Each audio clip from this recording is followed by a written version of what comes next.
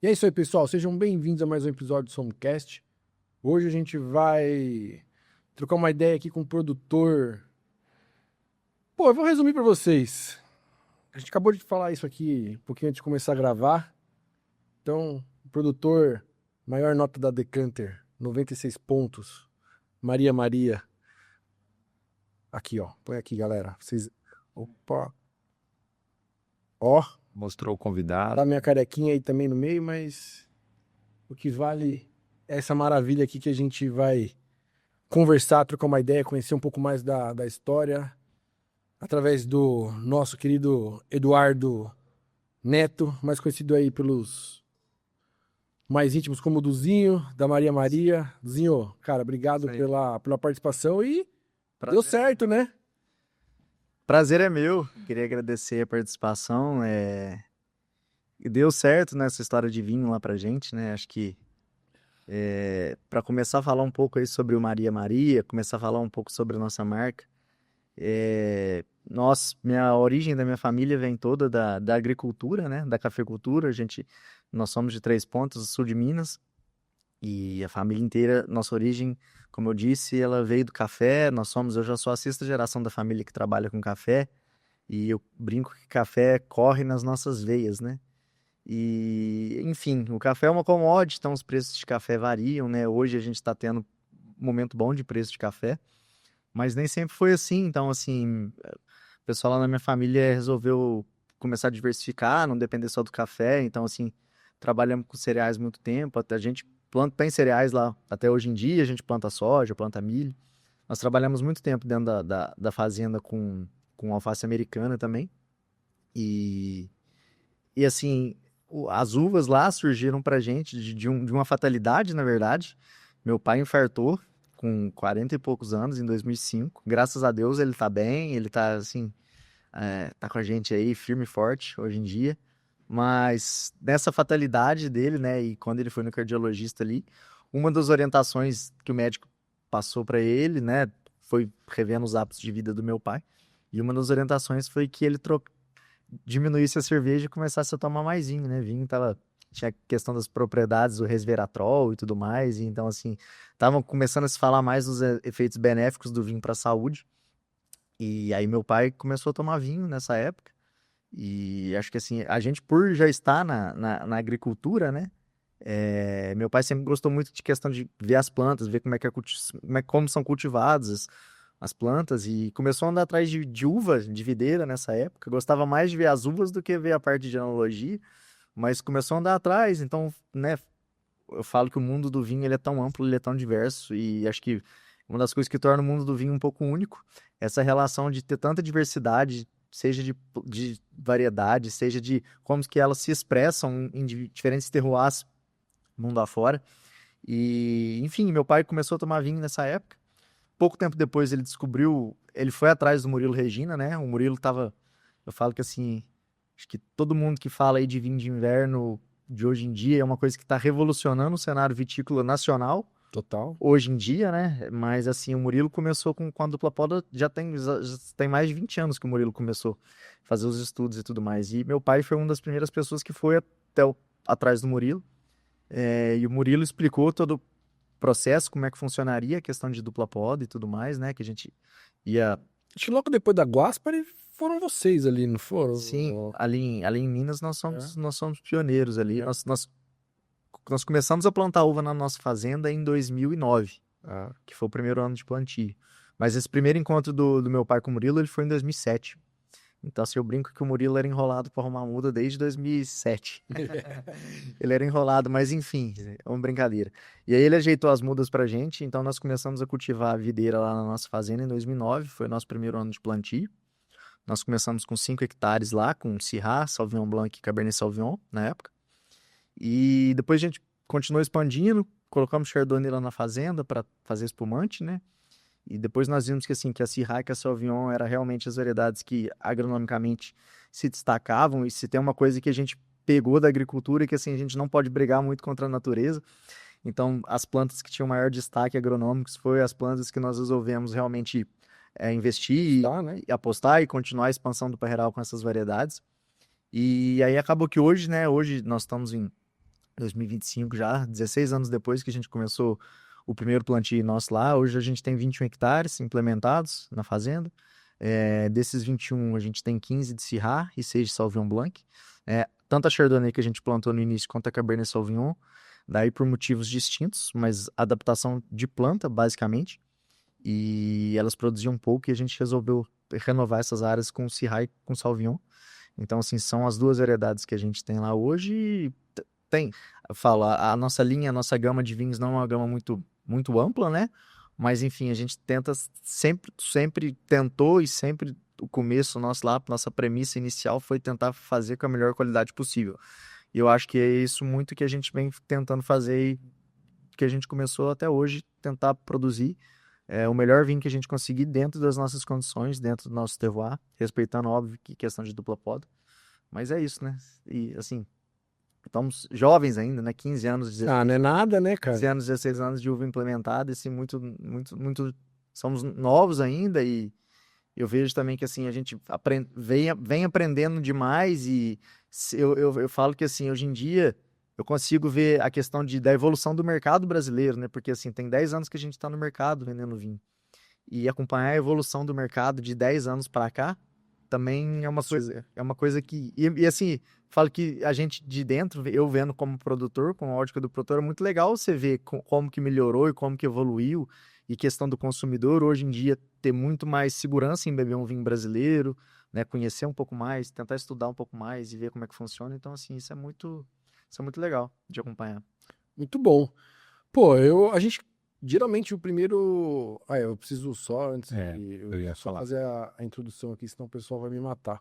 Então, antes da gente entrar a fundo aí na história da Maria Maria, entender de onde surgiu o nome e tudo mais, só agradecer nossos parceiros, então, em Câneva, com essa charcutaria incrível aqui, o Gão sempre excelência no tempero da charcutaria, as pepinha bem tratada aqui, coisa linda.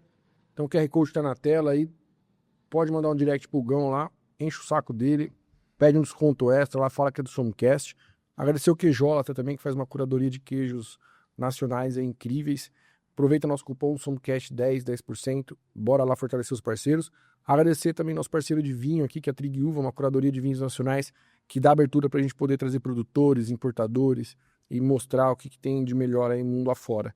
Então, SOMCAST10 também, tem 10% na triguva.com, QR Code tá na tela, acessa lá, bora fortalecer. Ô Luzinho, antes da gente ir a fundo aí, pô, você tá falando zona cafeeira, tal, por mais que vocês sejam produtores hoje, não é uma coisa que nasceu no DNA quando você veio pro mundo, né? Qual que é a tua primeira memória com o vinho, cara? Foi logo com a Maria Maria ou... Boa pergunta.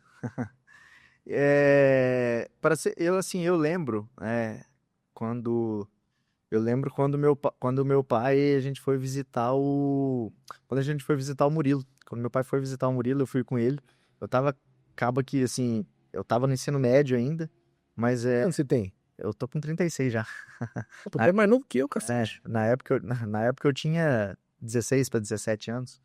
E eu lembro, assim, nem igual assim, imagina falar de uva pra gente lá que tava no meio da cafeicultura há 20 anos atrás, assim, parecia realmente utopia. A gente tinha no estado ali um pouco de produção de vinho em Andradas, em Caldas, mas Era 20 mesa, né? vinho de mesa e nunca se tinha ouvido falar e eu nunca tinha imaginado falar em fazer vinho de qualidade ali. E, pra ser sincero, não tinha muita referência de vinho de qualidade, porque também não bebia vinho. Então, assim, foi um negócio que a gente foi aprendendo. Mas eu lembro da gente fazendo a visita na Epamig. Eu lembro que a gente visitou a Guaspari quando a Guaspari não tinha nada. A Guaspari estava querendo construir vinícola lá, não tinha nada. E a gente foi lá, viu o projeto. A gente foi em Três Corações também, onde o Murilo implementou o primeiro parreiral dele. Então, assim, a minha história particular no vinho também, ela vem muito de encontro aí, muito próximo ao nascimento da nossa marca lá e ao nosso plantio. E aí depois que, né, começamos, já fui em alguns lugares, já visitei algumas vinícolas no sul, Chile, Argentina, e alguns lugares do mundo, mas assim, acho que o meu início no mundo do vinho foi muito próximo ao início realmente aí da nossa marca do Maria Maria. Pô, que massa, cara. É. Tá novão então, pô, tá bem pra cacete. Eu falo que o tempo, hoje em dia, o tempo tá passando, né? Agora o negócio voa. A gente não, eu falo que não percebo muito, assim, você percebe a passagem do tempo, mas hoje em dia acho que tá todo mundo com tanta coisa pra fazer, tão atripulado, que você vai ver, nossa, já tem quase 16 anos que a gente começou a plantar uva lá, e assim, 16 anos é um tempo, né? Porra. 16 anos não é ontem, não é um mês passado, então É assim, basicamente o dobro de tempo do que você começou nesse universo, né? Você falou que tinha 16 mais ou menos quando você foi visitar lá. sim, então assim, quase dobrei a idade e, enfim, o tempo tá voando, eu falo que realmente tá voando, mas enfim, é isso aí. E, pô, vocês vêm dessa agricultura mais tradicional brasileira, café, outros grãos. Você comentou que se vocês têm esse olhar para a questão de produtividade e tudo mais. Tem mais alguma outra coisa que vocês trazem dessa cultura pro dia a dia da vinícola, assim? Eu acho que assim, uma coisa que a gente. Um, um prisma lá nosso, né? E a gente sempre tentou fazer, tudo que a gente produzir da melhor maneira possível, com a melhor qualidade. Então, assim, só para ter uma ideia com relação ao café que a gente produz, a gente exporta café também já tem mais de 20 anos. Exportamos café mundo afora. Já somos clientes aí de Ilha Café, de Nespresso, de torrefadores mundo afora. E sempre muito enfoque em qualidade, muito enfoque em inovação de processo, de tecnologia de produção lá. E acaba que a gente, por vir da agricultura, acho que hoje tudo você tem que mensurar resultado de tudo, né? Porque eu falo que assim, hoje o negócio tomou uma proporção, a agricultura de uma maneira geral, que é um negócio como qualquer outro negócio que a gente tenha em qualquer outro lugar. Então hoje a gente está muito ligado em relação a custo de produção, quanto que custa para produzir, o que que dá para melhorar, como é que pode economizar, questão de produtividade. Então, assim, esses fatores que eu acho que a gente pegou das outras culturas e também pensando na qualidade do produto, a gente traz muito na uva. Então, assim, todos os tratos culturais que a gente emprega, a questão de sustentabilidade que a gente bate muito forte lá em cima na fazenda por conta de café e por conta das outras culturas, a gente trouxe essa pegada para a uva também. Então, assim, são várias as características por já ser da questão da agricultura que acho que a gente conseguiu trazer e empregar nos nossos vinhedos. Que é bom, né? Assim, queira ou não, a gente cortou um certo caminho e o conhecimento de quem já tá na área também, já mexer com agricultura, é ser um pouco diferente de quem, por exemplo, começa e nunca viu, né, um pé de café ou um pé de qualquer outra coisa. Acho que isso é diferente. Encurta o caminho, né? Com certeza. Sim. E é legal também esse paralelo, porque um dos pontos de partida da dupla poda vem do café, né? O Murilo da região ali, ele ficava olhando a época certa da colheita e tudo mais. E foi muito inspirado nisso também que veio a ideia da dupla poda, né? O Murilo fez analogia pro meu pai, né? Quando a gente foi começar, ele falou: Ó, Eduardinho, você vai colher uva na mesma época do ano que você colhe café, né? E essa questão de observação, essa questão de clima, né? Acho que para produção de uma maneira geral, para todas as frutas de uma maneira geral, isso aí conta demais. Quando você acha condição climática boa num lugar que às vezes, né, foi o que aconteceu muito lá com a gente. A gente achou não com a gente, mas hoje com os vinhos de dupla poda, eu falo, né? A gente, através de uma tecnologia, de uma intervenção humana, conseguiu trazer um produto que anteriormente não pensava que não era possível cultivar. Então acabou que, né, a gente falando em dupla poda hoje a gente tem videira esparramada aí Brasil afora. Quando a gente fala estados do Sudeste, estados do Centro-Oeste, tá difundido. Eu não sei o número exato, mas eu acredito que a gente teve, sei lá, 200, 300 parreirais implementados aí em dupla poda e todo mundo pensando na questão da qualidade. Obviamente que o terroir de lugar para lugar vai afetar o produto de cada lugar, mas assim, As variedades vão mudar. as variedades, mas o prisma da qualidade tá indo, acho que muito inerente na questão da dupla poda, né? Cara, pra mim, tá vivenciando esse dia a dia dessa revolução que a gente tá passando aqui é incrível, cara. Mas é aquilo, imagina, 20 anos atrás, você imaginar que a TV de qualidade, 96 pontos da Decanter, aqui em São Paulo, Minas, Rio. É surreal, cara, isso aí. E assim, eu acho que enquanto você tá vivendo isso, porque assim, a gente tá no meio do negócio, né? No meio da história. Então você não consegue muito que mensurar e realmente entender o que isso significou, né? Eu não sei, mas daqui 20, 30 anos, eu acho que a gente vai conseguir ter uma noção melhor, né? Eu falo que assim, eu penso como que a cabeça do Murilo deve pensar. Será que ele, quando ele... Ele tem ideia, ele tem ideia. Não, eu sei que ele tem, mas assim, será que ele tem ideia do tamanho do negócio que ele ia gerar, né? Que ele ia proporcionar? É. Porque eu tinha certeza que ele pensava em algo local ali pra região e tal, mas É Caldas, ele sempre quis melhorar ali Caldas, né? cara, não, sul de Minas ali, que é a região que ele tava, né? Mas assim, ele pensar que em 20, 30 anos ele ia mudar completamente o cenário vitícola no Brasil, é um Surreal. negócio de... Imagina o quanto de investimento já não aconteceu da iniciativa privada a partir É. disso, né, cara? A gente tá falando de bilhões de investimento, de Com certeza. melhoria de infraestrutura nas comunidades, geração de emprego, geração de renda, Sim. mudança de tudo, né, cara? É A surreal. gente até tava essa semana conversando com o pessoal do Sebrae e outras entidades financeiras lá que estão apoiando o desenvolvimento na região. E é exatamente isso que eu estava comentando com o pessoal. Falou, ó, se hoje está no patamar que está, imagina o que vai acontecer daqui 10, 15 anos.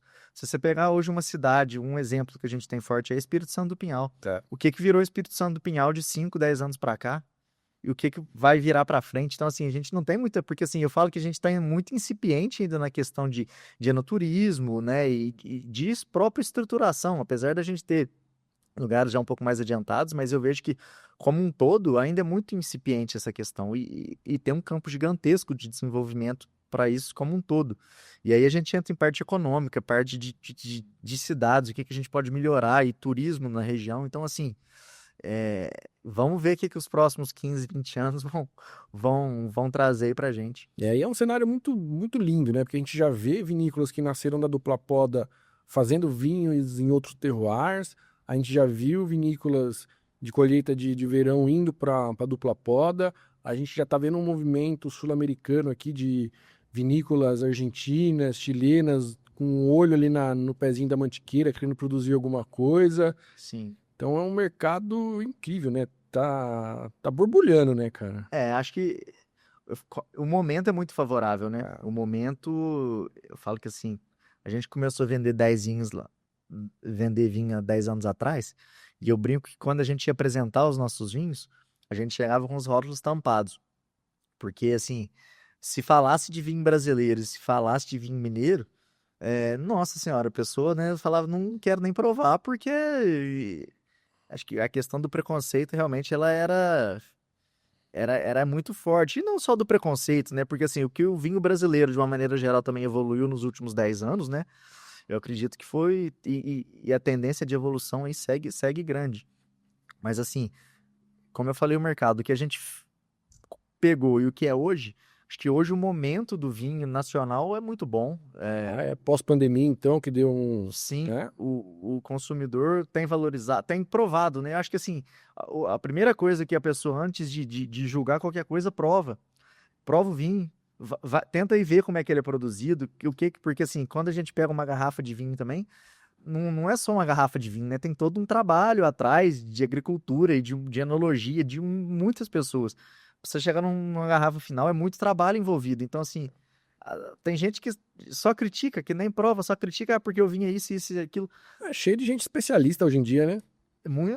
Hoje em dia é o que mais tem gente especialista, mas assim, vai ver como é que é produzido, sabe? Eu falo que assim, que eu já disse ali inicialmente, o bom, acho que o grande bacana do mundo do vinho é exatamente, você não vai ter um rótulo igual produzido no sul de Minas, não vai ser um rótulo igual produzido na França, ou na Itália, ou em Portugal, em qualquer outro lugar do mundo, vai ter sua diferenciação por conta de diferença climática, ambiental, terroir, né? O pessoal fala muito de terroir, mas assim, o terroir, ele vai se expressar de forma diferente em cada lugar, porque cada lugar é único. Então, assim, é óbvio que a qualidade de cada produto vai ser diferente de cada lugar. E uma coisa que eu gosto de dizer, eu falei, qual vinho que você mais gosta e tudo mais? Falo que gosto também é muito pessoal. Cada pessoa vai achar um vinho melhor do que o outro. Então, assim, não é X que é melhor que Y, são diferentes e, assim, você tem características para agradar Todo mundo, Então, assim, isso é muito legal do mundo do vinho. E voltando à pergunta, eu acho que assim, a fase do vinho aí, brasileiro, de dupla poda, é uma fase boa. A gente acompanhou, assim, devido a N fatores, mais pessoas produzindo, reconhecimento internacional, em premiações, enfim, são vários os fatores que têm ajudado a esse desenvolvimento e a qualidade do produto em si, que ela vem melhorando ano a ano. Não, total. Mas a gente tá falando aqui de um 96 pontos de decanter, é um vinho 2023. É uma videira, é das primeiras videiras que vocês plantaram lá ou foi numa segunda leva aí? Essa aqui. Como que a gente trabalha a questão das uvas lá? Eu tenho 5 anos de plantio, né? Então, cinco Diferentes. parreirais diferentes. E eu faço a seleção dos rótulos, geralmente, hoje, mais pela questão de idade das plantas. Então, assim, para o vinho Gran Reserva, geralmente eu trabalho o parreiral mais velho. Depois, para o vinho tinto, o parreiral intermediário. A gente tem um rosé também, que é para o parreiral mais novo. E a gente, por enquanto, ainda trabalha dessa maneira lá. Então, assim, esse vinho 2023, ele não foi colhido na parcela mais velha. Ele foi colhido nas nossas parcelas intermediárias.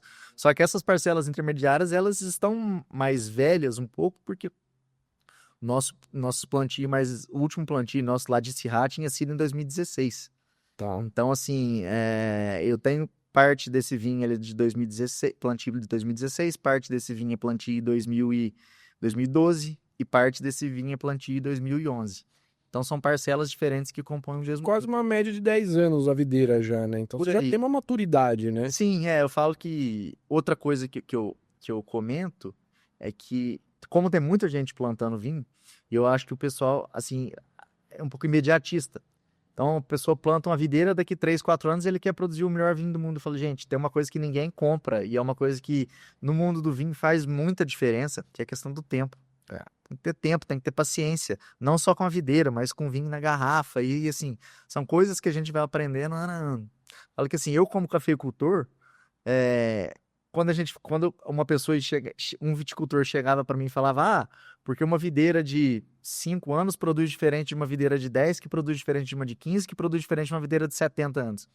E eu como cafeicultor falava, esse cara tá louco, tá me enrolando, não, ele tá fazendo isso por marketing, por alguma outra coisa. Porque no café não é assim. No café você tem diferença, mas a diferença é muito, você não consegue perceber essa questão da idade. Talvez no primeiro ano, no segundo ali, Mas sei lá, pouco, né? mas é muito pouco. E uma coisa que eu tenho observado com as uvas, que assim, realmente você tem diferença na características novamente, não que seja melhor ou pior, mas você tem características bem diferentes de uma videira de 5 anos, de 10 anos, de 15, 20 anos. E isso eu tenho conseguido observar lá ao longo desses anos.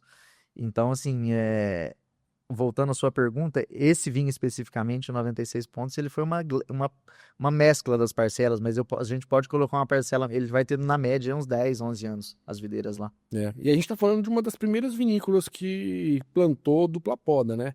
E aí a gente tá falando de um mercado muito recente também, né? Se a gente for pegar, 10 anos pra cá, vai, o grande boom ali, né? Muita coisa de 5 anos pra cá, 6, 7 anos. E já tem tanta coisa boa, né? Sim. Imagina como é que vai estar isso aqui daqui uns 20. Com todo mundo com umas videiras mais velhas, estruturadas. Imagina que loucura que vai estar isso, cara. É igual assim, acho que tem tanta coisa para avançar em 10, 15, 20 anos em questão de qualidade, em questão de estrutura, né? Que, como eu falei, quando você tá fazendo parte do negócio, do movimento, a gente tá tão no dia a dia ali focado com várias questões que às vezes se parar para ver o macro, né? Tá acontecendo do lado, né? É difícil. Do macro é difícil, mas assim, pensar de 10 anos para cá o que evoluiu é uma coisa que assim, não se contasse pra gente lá atrás e falasse, ó, em 10 anos vocês vão sair de cá pra cá. É uma coisa assim, surreal, né? Surreal, exatamente. E, pô, vamos falar mais um pouquinho lá desse início, né? Pô, teu pai teve infarto lá, graças a Deus tá firme e forte aí. Foi lá, descobriu o Murilo, fez um namoro ali de 2 anos até iniciar o projeto. E como que foi esse start inicial ali, né? De onde surgiu o nome? Conta um pouquinho mais desse começo pra gente, cara. Meu pai sempre foi uma pessoa muito empreendedora e muito visionário. E sempre apostou nas ideias que ele teve e sempre foi atrás. E quando ele resolveu plantar uva, ele falou, ó, vou plantar uva porque vou plantar uva, vou fazer um vinho. O médico mandou eu tomar vinho, vou fazer o meu vinho. Até a gente brinca lá no início que ele falava, se sobrar vinho, nós vende. Toma tudo. Se sobrar, nós vende. brincadeira, porque assim, como a gente tá vendo a agricultura, é claro que quando ele plantou, ele falou, ó, esse negócio tem que se autossustentar, né? Economicamente tem que ser viável, porque não adianta estar aqui na fazenda só por estar, tem que se pagar. Mas ele apostou na ideia, foi assim, acho que foi uma grande aposta, né? Lá atrás, a gente começou em 2009, sem histórico nenhum na região, e a própria questão da dupla poda ainda se desenvolvendo muito no start. Acho que o Murilo tinha um vinho, a Guaspari, não sei, não lembro nem se tinha rótulo na época, tava começando. A teste pra cá, teste pra lá, Teste né? pra cá, teste pra lá, e foi uma aposta, né? E assim, como toda aposta, eu acho que assim, a aposta deu certo, mas poderia não ter dado certo, né? Olhando hoje, falou, opa, deu super certo e, né, virou o que virou, assim, de uma maneira geral, mas poderia não ter dado certo. Então, assim, eu acho que a condição, outra coisa que a gente fala, a condição de clima ali no sul de Minas, onde a gente está, geralmente tudo que produz consegue ter qualidade boa, por conta de clima e por conta de tudo. E foi assim, começamos, foi uma aposta, a gente foi vendo que a planta foi desenvolvendo, e aí quando veio a primeira safra, uma safra pequena, mas veio, a gente bebeu o vinho e falou, opa, esse vinho que ruim ele não tá, né? É óbvio que tinha muita coisa para evoluir, para melhorar, mas assim, ruim não tá, ele pode evoluir, ele pode melhorar. Então, assim, acho que as coisas foram muito gradativas. E as coisas foram, pra gente lá, acho que a gente foi, sempre deu um passo, não, nunca demos um passo maior que a perna. Então a gente foi crescendo aos poucos, depois a gente foi sentindo o mercado, e enfim, acho que foi bem planejado a nossa expansão e para chegar na atual situação. E aí, com relação ao nome, né, a marca, também é um fato interessante, um fato curioso, porque minha família em toda é de Três Pontas. Três Pontas, eu não sei se todos conhecem, mas Três Pontas é uma cidade de 60 mil habitantes. Tá, assim, bem, quase que no meio do caminho entre São Paulo e Belo Horizonte, né? A gente está 280 quilômetros de BH e 350 aqui de São Paulo. Então, assim, a gente está bem no interior ali de Minas, sul de Minas. E Três Pontas sempre foi uma cidade movida a cafeicultura a vida inteira eh, levou o nome de Três Pontas mundo afora. E Três Pontas também é uma cidade muito conhecida por conta da música. Nós já tivemos, a cidade tem vários músicos, tivemos vários festivais lá. E acho que o mais icônico e o mais conhecido músico lá de Três Pontas é o Milton Nascimento, que apesar dele não ter nascido em Três Pontas, ele acho que com 2 anos, 3 anos, ele foi para Três Pontas e passou toda a infância e adolescência lá. Então ele foi criado na nossa cidade e o meu pai, o Biduca deve ser uns 20 anos mais velho que meu pai, mas quando o meu pai foi fazer o científico em Belo Horizonte, com 15, 16 anos, ele mudou para o prédio ao lado do Milton. E lá eles começaram a amizade, falou, ó, Três Pontano, né, mesma cidade, tal, tal, tal. Começaram uma amizade que, assim, é uma amizade para uma vida inteira, né? Uma amizade que depois durou a vida Que inteira. legal. De quando, assim, o Milton ia lá Três Pontas, ele ia na nossa fazenda, ele nos visitava e, assim, direto e reto. Meu pai já rodou o mundo inteiro também atrás de turnê dele. Então, assim, foi uma amizade genuína e verdadeira. Ele viu surgir, ele viu a gente plantando essas primeiras videiras. E aí ele brincou com meu pai, falou, Eduardinho, você tá doido? Você Tá louco, né? tá maluco? Você tá plantando uva em Três Pontas para fazer vinho. Você tá fora de si. E aí meu pai brincou com ele, falou, ó, Bituca, eu tô plantando, a uva vai crescer, vai produzir, vou fazer um bom vinho. E ele deu de supetão nele, ele falou, meu vinho vai chamar Maria Maria, sua homenagem. E aí ele brincou, falou, ó, então tá bom, vai chamar Maria Maria, quando você tiver a sua vinícola, eu vou ser seu sócio. Acabou que ele não virou nosso sócio, mas a gente fala que assim, muito antes da gente ter a nossa primeira garrafa, a gente já tinha o nome da marca. Que legal. Maria Maria. E ficou Maria Maria para todos os rocks, todos os vinhos são Maria Maria, uma homenagem pro Acho que é Milton. uma das músicas mais icônicas dele, né, cara? Sim, e eu falo que assim, a letra em si, acho que ela representa muito a questão da agricultura também. É, Porque ela fala de gana, força, raça, perseverança, né?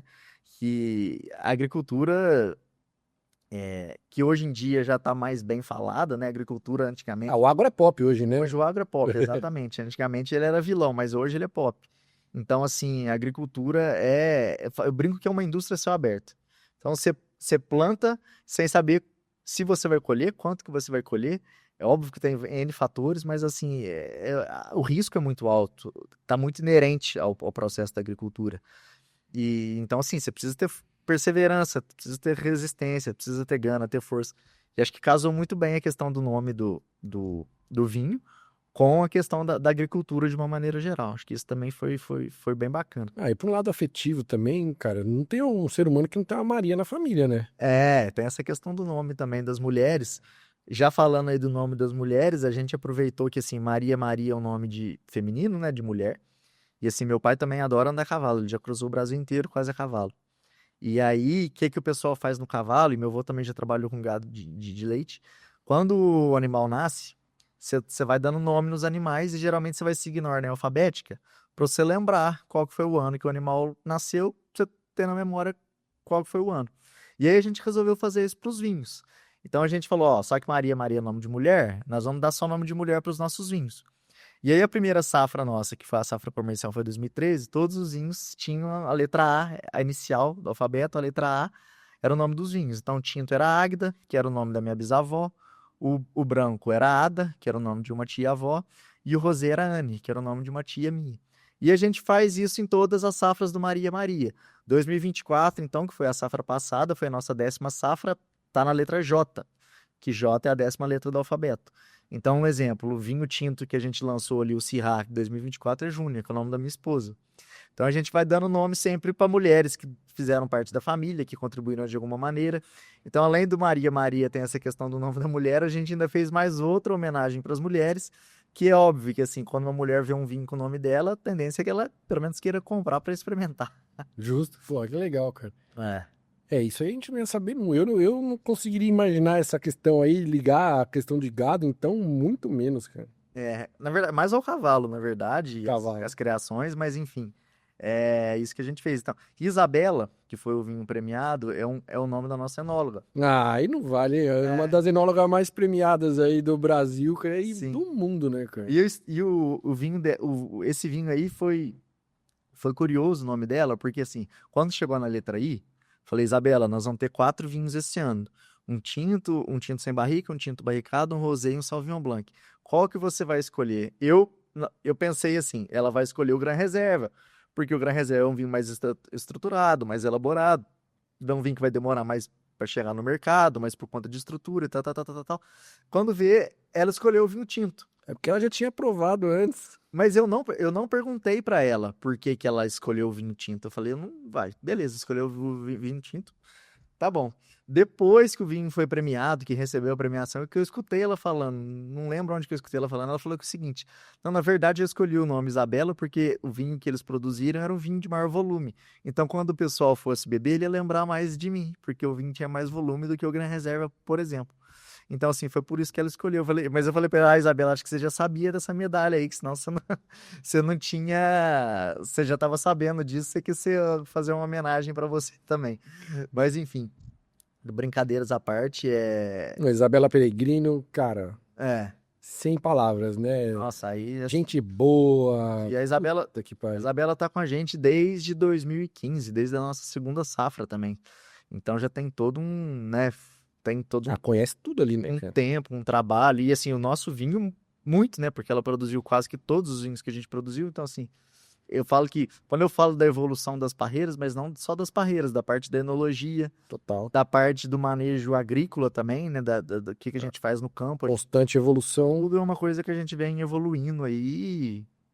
E acho que culminou com a premiação nossa aí desse ano da Vocês Tecnam. estão perto dela lá, da onde ela tem as plantaçõezinhas dela lá também? Nós estamos de Caldas 2 horas e meia. 2 horas e meia. Cento e É, eu confesso que a 80 minha cabeça por pra parte GPS. geográfica é horrível, cara. Mas assim, a Isabela, Caldas está próximo a Poços, Poços está bem próximo à divisa do estado É, com São Paulo.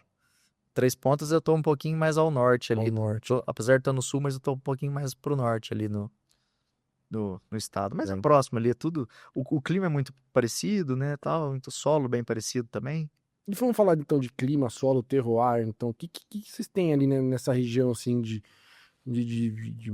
terra mesmo, de insolação? Como tá essa parte? Ali, o que que acontece? Acho que o sul de Minas, de uma maneira geral, uma coisa bem interessante que ele tem, primeira coisa é a questão da temperatura. A gente não tem temperaturas médias ali muito altas. É óbvio que faz calor, Ah, verão, todo lugar, todo ano, todo lugar tem calor, mas assim, A gente tem temperaturas bem amenas ali durante os meses de inverno.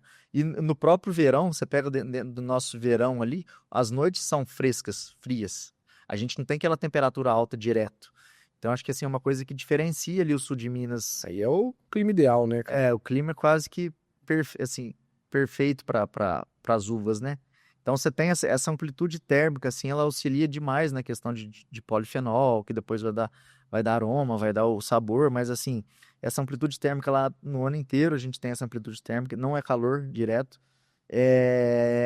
Distribuição de chuvas é boa, a gente deve ter o quê? Uns 1.500, 1.600, 1.700 milímetros por ano, mais concentrado durante os meses de verão. De verão. Eu falo que assim, o clima tá cada vez mais doido, né? Porque esse ano, pelo menos pra gente, é um ano que por enquanto tá com muito, apesar de estar chovendo, mas os volumes estão bem abaixo do que a gente era acostumado. E assim, a questão dos solos ali também, né? A gente, por exemplo, eu brinco que assim, a gente tá no solo de café. E o que que é um solo de café? Ele naturalmente tem uma fertilidade já melhor, é um latossolo, assim, então a profundidade dele é muito, se você começar a cavar lá, você vai cansar de cavar e não vai achar uma pedra ou nada, então são solos profundos. É, eu acho que é uma condição climática assim meio única que a gente tem ali. Tanto que assim, mudando um pouquinho de a questão do assunto, e depois no rótulo 24 já está presente. Nós criamos agora aí, já tá indo para o terceiro ano, que a gente começou lá a questão da IG, dos Ah, vinhos, sim, sul de Minas, né? dos vinhos de inverno ali no sul de Minas. Então, assim, uma das coisas que a gente é, teve o cuidado de se preocupou ali com relação a até onde iria a indicação geográfica, né? Quais que seriam os municípios. E a gente se baseou muito ali onde o café é produzido. Tipo, solo parecido, clima parecido. Então, assim, a gente Põe aqui, produção. Pra gente mostrar, ó. É aqui o selinho da da IG. IG, né? Aí, É IG primeiro, né? Deixa as garrafas um pouco. então, assim, acabou que isso, assim, é importante, né? É um reconhecimento, né? Quando a gente fala de IG e a gente já está num segundo passo agora para começar uma denominação de origem, eu acho que isso garante muito a questão de rastreabilidade do produto, Porra, né? fala, E assim, hoje em dia que a gente tem tanto problema seja com falsificação, seja com vinho vindo de outros lugares, e a gente teve mais recentemente o problema das bebidas destiladas com, metanol. com metanol e tudo mais. Então, assim, importante falar que a gente tem se preocupado muito com essa questão da qualidade, das análises, das certificações, porque tanto na IG quanto no selinho dos vinhos da Amprovin, né, Provim. a gente tem a Associação Nacional aí dos Produtores de Vinho de Inverno, os vinhos passam todo por um processo de avaliação. Então, assim, desde a avaliação sensorial quanto a avaliação química. Então, Aí assim, fora a geolocalização também que tem, né? Pra você entender a quantidade que é produzida e a quantidade que você consegue entregar, né?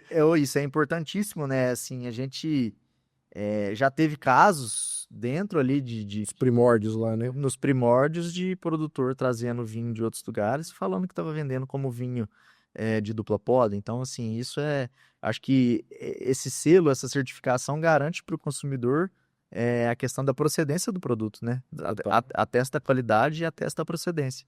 E a gente está num momento aí muito legal disso aí também, de mostrar que tem procedência, que vem determinado lugar, que tem rastreabilidade, como que é produzido. Então, assim, ou via Amprovin hoje, agora um pouco mais restrito com a questão da indicação de procedência, acho que isso para garantir para o consumidor a qualidade e realmente a rastreabilidade do produto. Eu acho que uma das principais funções dessas associações, né? Além de promover, de desmistificar muita coisa, é realmente ter esse controle rigoroso, né? Ter essa lupa mais em cima ali e atestar. E agora também tem agora os próximos selos já vão vir com QR Code, né? Da Amprovin. No contrarótulo, mostra pro pessoal, tanto que você vê o contrarótulo. Ah, já tem, já tem. Já tem, né? O contrarótulo aí, hoje no contrarótulo a gente tem dois selos, né? Seja o QR Code, que é selo da Amprovin, que é uma associação nacional, e na própria IG também você tem o selinho ali da IG no contrarótulo. Então, assim, são dois selos, duas certificações que a gente tem hoje dentro dos nossos rótulos, justamente para testar a procedência do produto. Oi, hoje o Amprovin já tá com 65 associados já, né? Já tá... Já são. E assim, a gente tem hoje produtores Minas, São Paulo, Rio de Janeiro, Brasília. Distrito Federal, Goiás, Bahia, né? Chapada Diamantina. Então, assim, se eu não me engano, hoje já são 7 ou quase 8 estados que estão presentes dentro da Provinha. A Provinha cada vez crescendo mais como associação. E é importante, eu acho que é importante. Hoje, quando a gente fala via associação, para você atingir qualquer, seja cunho político, de questão tributária, seja qualquer outra ferramenta que você vá pedir, quando você fala em nome de um produtor, uma pessoa só, você não tem nem credibilidade às vezes, né? Quando você fala em nome de uma associação e de vários produtores, é muito mais fácil a gente alcançar um objetivo comum para o setor. Isso é uma coisa que eu sempre pego no pé, assim, quando a gente tem alguém de associação aqui, eu falo, cara, a gente precisa unir forças, né? Porque senão a gente precisa fazer lobby, a gente precisa, né, bater na porta lá em Brasília e, pô, e todo mundo junto, né, cara, pra ter um peso, porque senão que o PIB que representa a questão do vinho no Brasil é 0,2, 0,0, sei lá o quê. Sim. É muito ínfimo, né? Sim. Então, assim, a partir daí você consegue falar, pô, vamos incentivar essa cadeia, porque a gente tem tanto a crescer, a agregar, e o entorno, né? Somente o entorno, o impacto que tem ali na comunidade ao redor, muito grande. Eu acho que é o diferencial desse setor, cara. Isso pra mim Sim. É incrível. Você pegar, vamos dar o exemplo do Rio Grande do Sul, do pessoal lá, que assim, eu fui no Rio Grande do Sul há 2 anos atrás e eu fiquei completamente encantado com questão de infraestrutura, com questão de logística deles lá, e eles estão muito mais desenvolvidos. Hotelaria e própria culinária, assim, eles estão assim, Mas também o negócio ali já tá há séculos, né? mas acaba que assim, acho que hoje você tem que aprender com os bons exemplos, né? Total. Quando você tem um bom exemplo, que no caso, assim, eu acho que ele é um bom exemplo de ir lá e observar como é que foi feito, você tem que tentar replicar isso, né, aqui hoje na nossa realidade. Então, assim, mas com certeza, você pensar em vinho em termos de comunidade, em termos de que pode mudar a vida de muita gente no entorno ali, é uma coisa absurda. O impacto é muito grande. Eu acho que um dos grandes gaps que a gente tem ainda com relação a essas regiões de dupla poda ainda é a questão de hotelaria. Tirando a região mais perto de Campos do Jordão ali, sim, acho que tá um pouco mais bem servido né, não precisa falar, mas tá ali. Essa região mais cafeeira, essa região mais pé da Mantiqueira ali, eu acho que ainda sofre muito com questão de leitos, assim. Eu acho que hotelaria e serviço, né? De uma maneira geral. Mas assim, nada começa pronto, né? Então, assim, a gente tem que, né? Eu sei, assim, tem oportunidade de muito desenvolvimento, de muito crescimento, e são coisas que não acontecem do dia para a noite. São, né? E essa parte também não é uma coisa que depende único e exclusivamente de cada produtor, né? Acho que são um conjunto de esforços.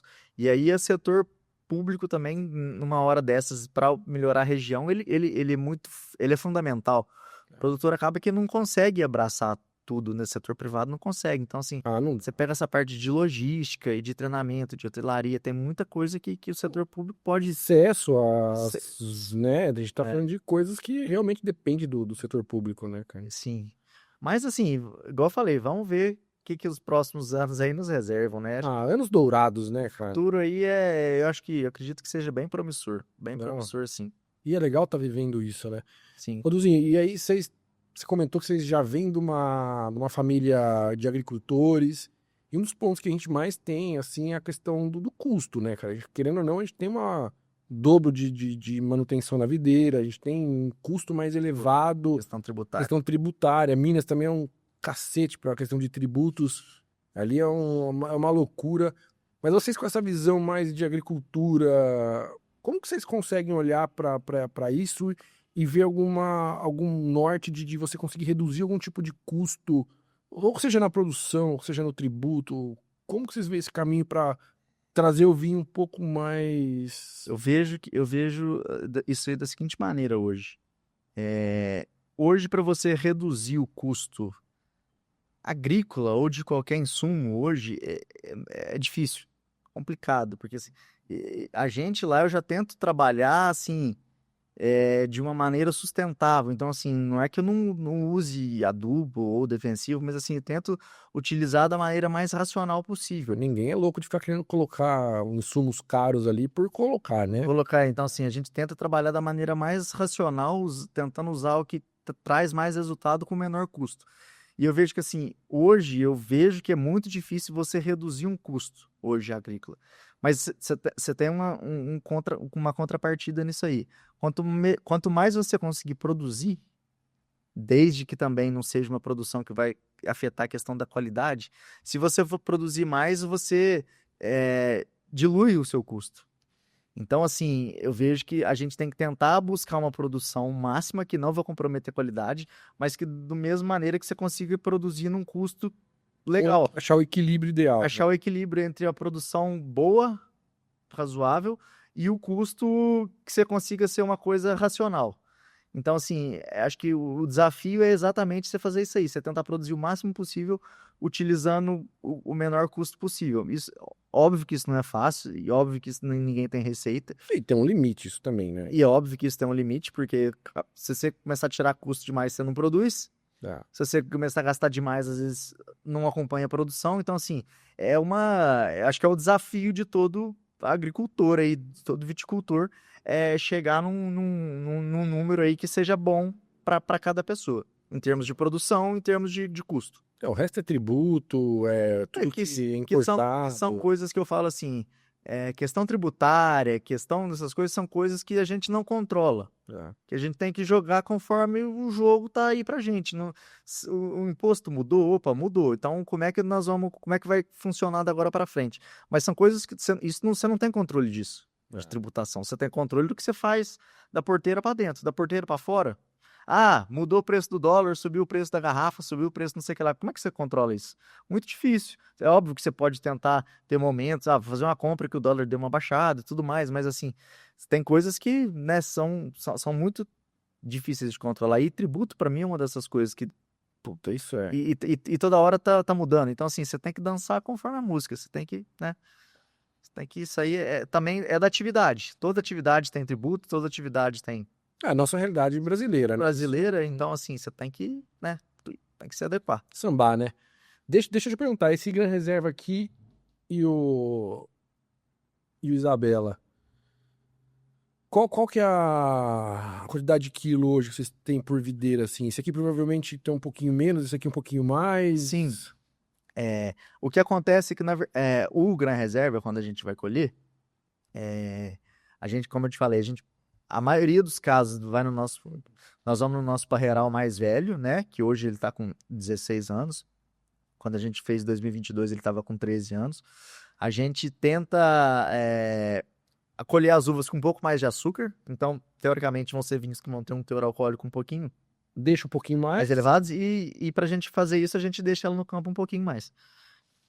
Então, assim, quando a gente pega a nossa linha, os dois vinhos tintos, a gente consegue perceber a diferença do propósito dos dois muito claro. Esse vinho aqui, que ganhou o Isabela, que ganhou a medalha na Decanto, você vê que ele é um vinho que tem mais fruta, né? Ele é um vinho, assim, que tem um pouco de especiaria, mas ele tem muita fruta em compota. É um vinho que, assim, que tá muito fácil de beber, o tanino dele tá muito macio. Tá. E é 2023, né? 2023, que teoricamente é um vinho jovem, né? Um vinho novo. E aí, quando a gente entra no Gran Reserva, já é um vinho que tem um pouco mais de estrutura, um pouco mais de corpo. Você vê que o final de boca dele é bem mais persistente que esse vinho. Então, assim, realmente, as propostas, no caso desses dois vinhos aqui, elas são muito diferentes. São propostas, são vinhos para, né? E é o que a gente queria fazer, realmente, porque para ter uma diferenciação entre os nossos vinhos tintos. Tem alguma meta aí de aumentar a linha? Por exemplo, o Murilo lançou esse tempo atrás lá acho que o vinho 120, sei lá, não lembro. Sim. Que aí aumenta a produção, você tem um vinho um pouco mais Assim, acabou que a gente nem falou da premiação ainda, né?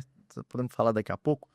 Mas, assim, esse ano, graças a Deus, com a nossa premiação, comercialmente foi um ano muito bom pra gente. A gente conseguiu, né?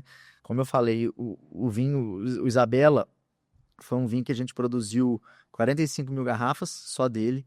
E pela minha média de venda dos últimos anos, eu estava esperando vender esse vinho em algo em torno de 2, 3 anos. Mas assim, com a premiação, o boom foi tão grande, tão maluco, que a gente vendeu o vinho inteiro em 3, 4 meses depois do prêmio. E assim, quando a gente pensa hoje na nossa linha de vinhos, eu vejo que tem alguns outros produtores fazendo uma linha de Syrah com um pouco menos de extração, com maiores produções, né? Só que assim, no nosso caso, as uvas sairiam do mesmo lugar.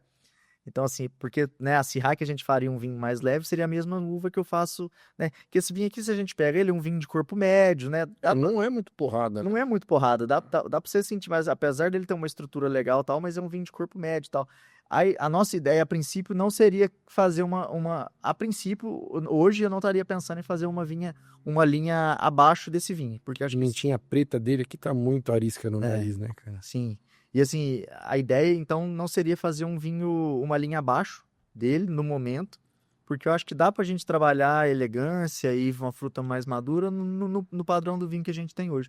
E as uvas eu usaria a uva no meio do mesmo lugar, do mesmo parreiral para fazer. Então a ideia, a princípio, pelo menos para nós, como Maria Maria, seria ficar só com esse vinho que assim que deu tão certo aí pra gente. Deu tão certo. Então, é isso que você falou, né, cara? Imagina, você tem um planejamento para vender um negócio em 2, 3 anos. E aí você reduz isso, pô, vamos supor, 36 meses para 3 meses e meio ali. A gente tá falando de 10 vezes mais rápido do que planejado, né, cara? Foi uma loucura. Eu falo que assim, com relação aos concursos, só pra entrar. Vocês tinham mandado outros vinhos já? Ou... Posso falar sobre os Meu, fica à vontade. concursos? Vai. Como é que a gente começou essa questão de concurso lá no Maria Maria? Quando a gente lançou a safra 2015, que foi a segunda safra nossa comercial, com um pouquinho mais de volume, eu vi por sinal, porque assim, acho que a Guaspari tinha sido premiada no ano anterior, 2016, e aí eu falei, bom, vou mandar para Decanter, porque era o concurso que eu conhecia, que a Guaspari tinha sido premiado, vou mandar para Decanter para ver como é que funciona, porque assim, não tinha nem ideia como é que mandava vir para concurso, e nem conhecia de concurso na época. E aí o único vinho que a gente tinha na época, assim, foi o Sauvignon Blanc, safra 2015. Aí, assim, inscrição online, e aí olhei como é que era para mandar o vinho, para despachar, beleza. Na época foi o único vinho que eu mandei. E ele foi para Decanter, a safra 2015 do vinho, e ele ganhou medalha de bronze, 86 pontos. E a Decanter, ela funciona hoje, na verdade, não é porque é bronze, prata ou ouro, que é primeiro, segundo ou terceiro vinhos, a classificação. Ela funciona por faixa de pontuação. Sim. Então, se um vinho vai de 86 a 89 pontos, ele é bronze. 90 a 94 prata, 95 acima ele é ouro. Mas aquele bronze pra gente na época, eu falei assim, que aquele bronze na época foi muito maior do que qualquer outro ouro. Porque assim, nós na época fomos a primeira vinícola mineira com uma premiação internacional. E aquele vinho, eu falo que assim, ele abriu tanta porta comercial. E aqui mais cedo eu falei que chegava com os rótulos tampados. Depois daquela medalha, eu falei, não vou tampar mais rótulo nenhum. Porque assim, já que o vinho foi pontuado lá fora, que ele ganhou a medalha, ele tem qualidade, né? Acho que uma das coisas que concurso atesta pra gente é a questão o produto tem qualidade. E até pra vocês mesmo, né? Pra gente ver o nível do trabalho. Mas assim, como eu falei, aquele bronze lá atrás, ele foi, pra gente, teve um significado gigantesco. E a partir de lá que a marca começou a crescer, desenvolver e tal. Só que o que aconteceu depois desse bronze? Depois todos os anos eu mandei vinho para concursos. Todo ano eu mandei para Decanter e eu gosto de mandar também para o International Wine Challenge, que é outro concurso inglês lá. E assim, todos os anos os nossos vinhos foram premiados. De 2017 a 2014, eu tive medalha de bronze e prata em todos os rótulos, não só no branco, mas em todos os rótulos a gente ganhava medalha. Só que assim, quando chegou a pandemia, antes da pandemia, eu não sei, concurso é um negócio louco na cabeça de produtor, e assim, eu não sei, cada um pensa de uma maneira, mas o que eu pensava quando eu ganhei o primeiro bronze? Falar, uma hora eu quero ganhar ouro, uma hora eu quero ganhar ouro, né? Você sempre pensa em melhorar. E aí, quando os resultados não saíam, ou quando eu mandava um vinho que eu falava, putz, esse vinho aqui, ele vai ganhar uma medalha porque o vinho tá muito bom. E aí a medalha não saía, certo ponto você tinha uma decepção com aquilo ali, né? Dá uma frustrada, né? Dá uma frustrada, obviamente. E aí, passou a pandemia, eu comecei a pensar diferente. Falei, você quer saber de uma coisa? Vamos produzir o vinho que a gente acha que dentro do nosso terroir é o melhor que a gente pode fazer. Extrair a melhor qualidade dentro do terroir que a gente puder. Mas eu continuei mandando vinho para concurso e, enfim, para ver o que. Falei, já que eu tô sendo premiado tem quase 10 anos também em concurso, eu não vou parar de mandar para ter uma sequência nisso aí também. E outra coisa que concurso, para mim, muda muito ano a ano, porque assim, eles vão seguindo tendências mundiais, né? Então, assim, você pegar a Decanter no início, ela pontuava mais vinhos com mais barrica, com mais estrutura. Recentemente, a Decanter tem indo para uma linha com menos intervenção, então menos barrica e tudo mais.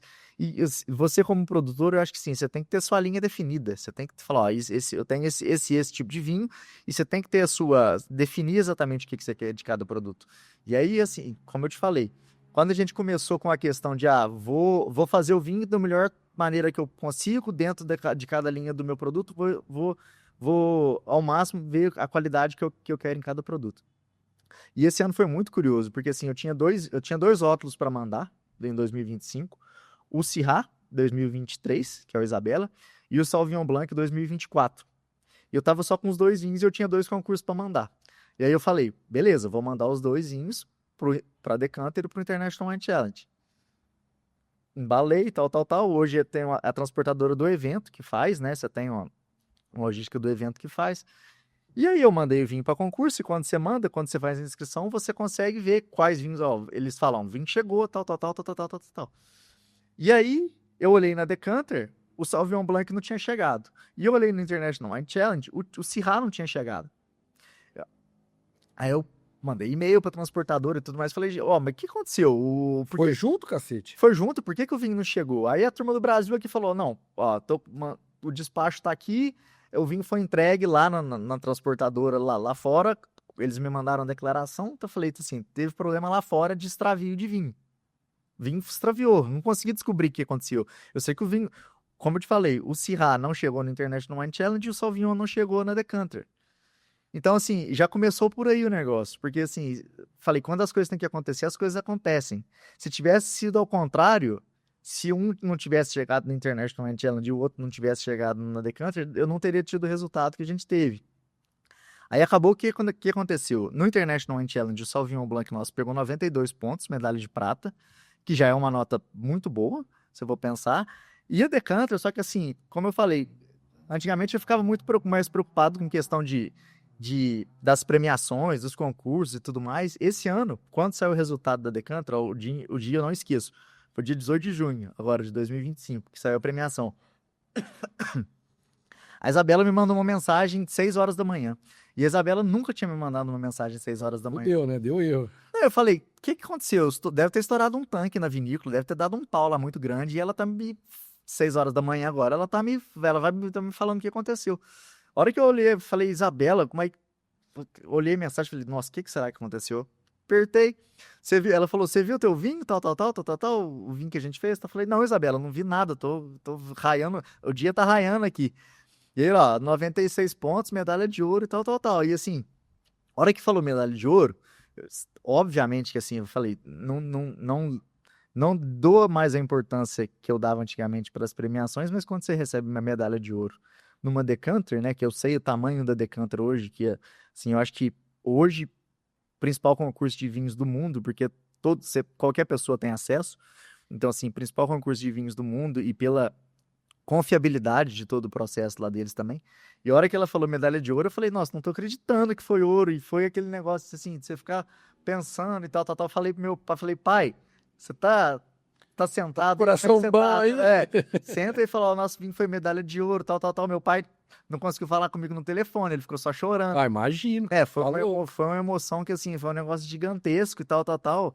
E aí eu fui vendo, ó, esse ano agora tinha sido o único vinho brasileiro com a medalha de ouro. Então, assim, falei, putz, outro feito muito grande. E, enfim, foi uma felicidade muito grande. Mas, assim, pra gente processar a informação. E aí, depois que eu fui ver, o que eu fui ver? Falou, ó, e o vinho ele tinha recebido 96 pontos na Decanter.